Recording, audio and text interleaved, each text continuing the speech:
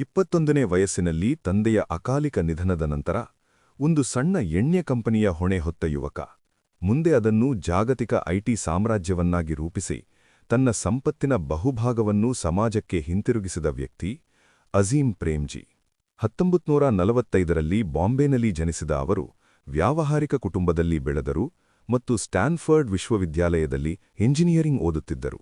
ಆದರೆ ವಿಧಿಯ ತಿರುವು ಅವರನ್ನು ಮಧ್ಯದಲ್ಲೇ ಭಾರತಕ್ಕೆ ಕರೆತಂದಿತು.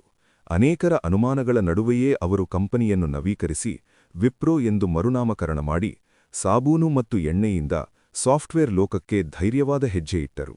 ಭಾರತದಲ್ಲಿ ಐಟಿ ಕ್ಷೇತ್ರ ಉದಯಿಸುತ್ತಿದ್ದ ಸಮಯದಲ್ಲಿ ತೆಗೆದುಕೊಂಡ ಈ ನಿರ್ಧಾರವೇ ಅವರನ್ನು ಜಾಗತಿಕ ಮಟ್ಟದ ಉದ್ಯಮಿಯಾಗಿ ಸ್ಥಾಪಿಸಿತು.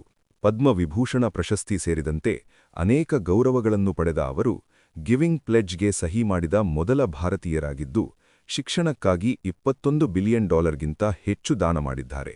ಅವರ ಜೀವನ ಒಂದು ಸ್ಪಷ್ಟ ಸಂದೇಶ ನೀಡುತ್ತದೆ: ನಿಜವಾದ ಯಶಸ್ಸು ಸಂಪಾದಿಸುವುದಲ್ಲ, ಹಂಚಿಕೊಳ್ಳುವುದಲ್ಲಿದೆ. ನಿಜವಾದ ಯಶಸ್ಸು ಸಂಪಾದನೆಯಲ್ಲಿದೆಯೇ ಅಥವಾ ಹಂಚಿಕೊಳ್ಳುವ ಮನೋಭಾವದಲ್ಲೇ? ಕಾಮೆಂಟ್ನಲ್ಲಿ ತಿಳಿಸಿ.